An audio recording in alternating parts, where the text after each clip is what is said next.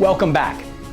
In this segment, we're going to talk about your marketing tools. What weapons do you have at your disposal to get out there and grow your business? You are working on the fives. You've created your value proposition. You've got a marketing plan. You've got a contact strategy. Now let's talk about your marketing tools. So what tools are available to a financial advisor? The first is your website. Do you have a website? Are you utilizing your website? Do you know that over 80% of affluent investors do their secondary research on the web?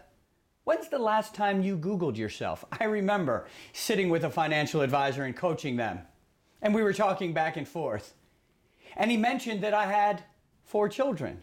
And I looked at him and I said, "How did you know that?" He said, "Oh," got very embarrassed, turned red, "because I Googled you." This was many years ago, and I said, "You Googled me?"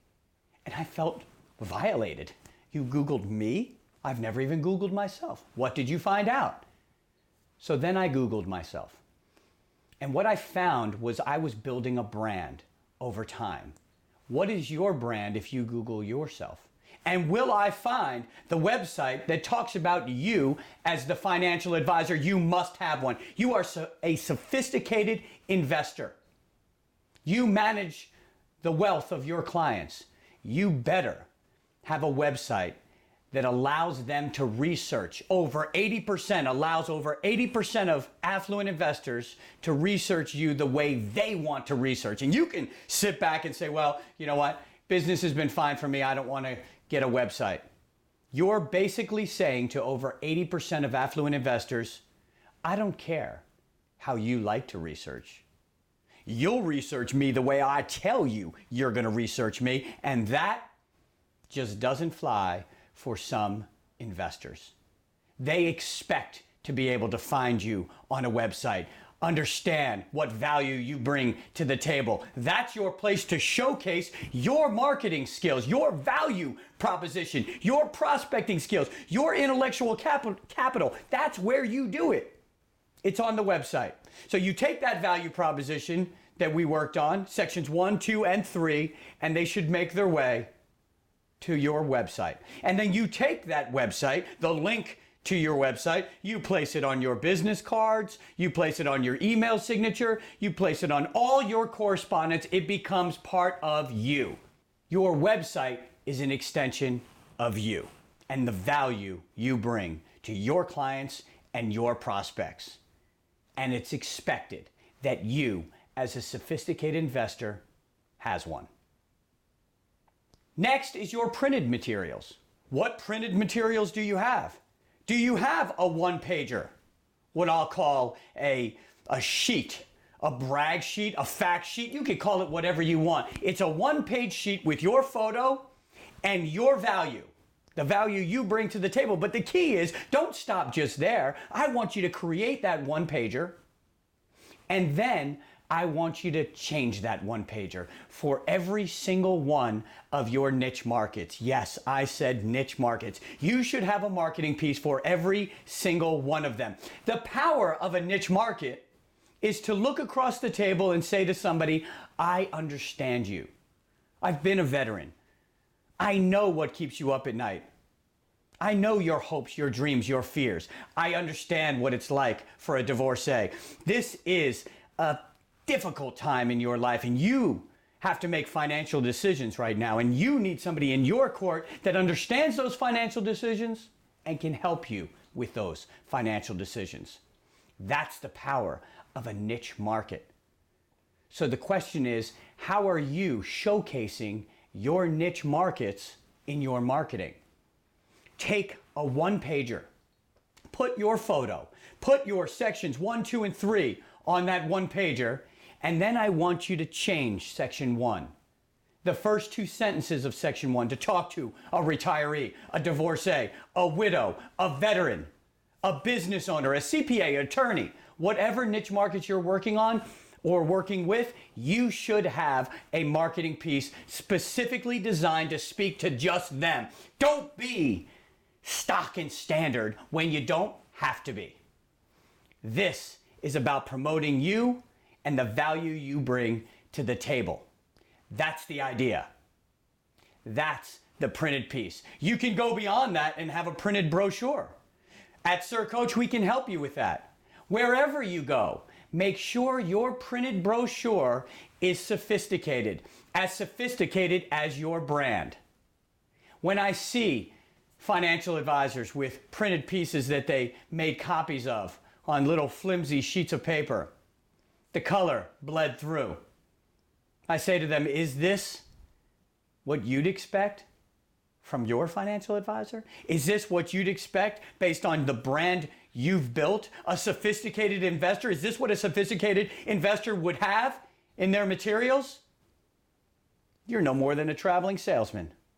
Your marketing has to be right in line with your brand.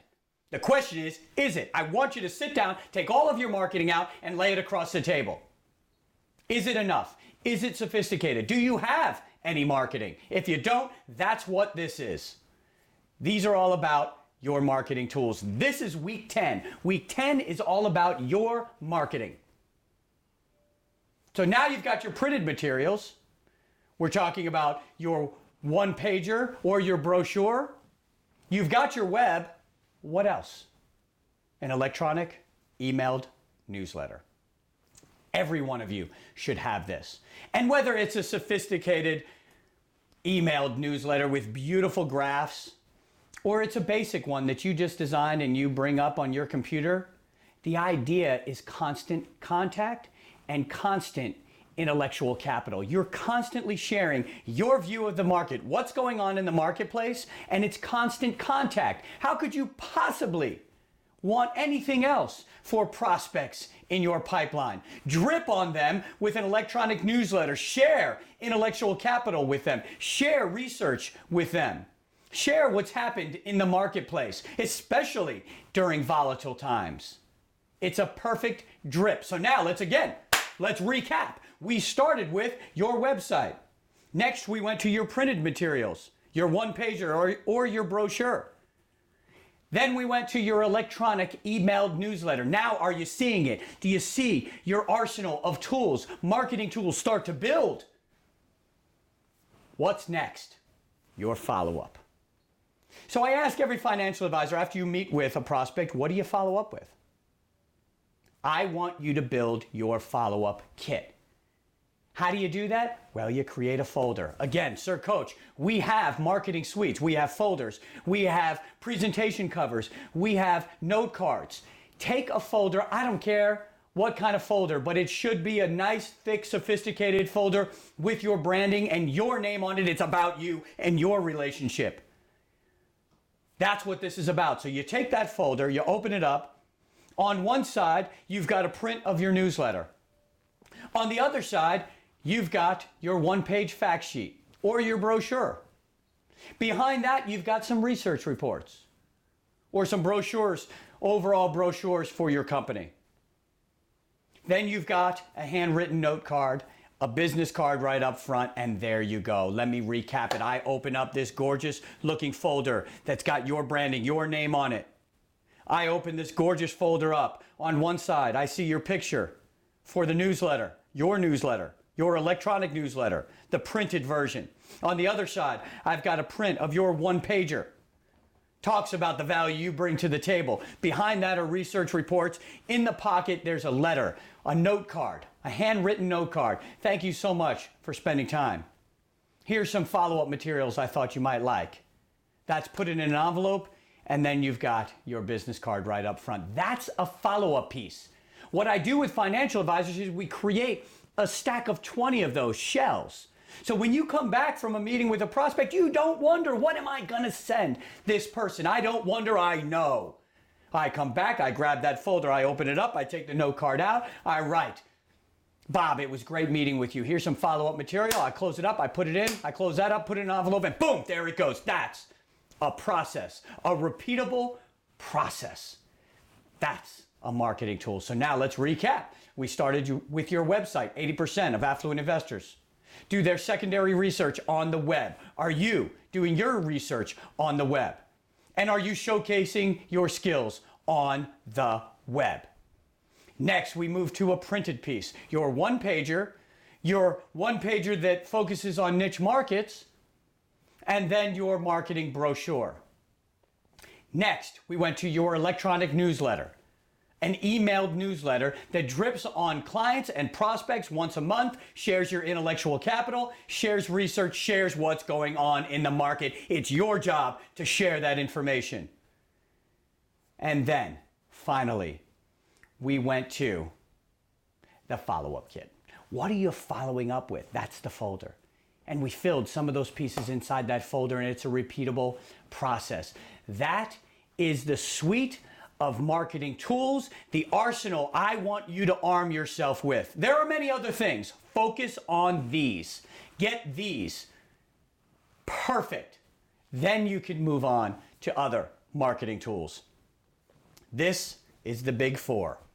This is Marketing Week. You will have most likely no other time that somebody will say to you, it's time to focus on your marketing. Spend 1 hour for Marketing Week a day on your marketing, revamping your marketing, revisiting your marketing, and making sure your marketing showcases who you are and what value you bring to the table. Welcome to Marketing Week.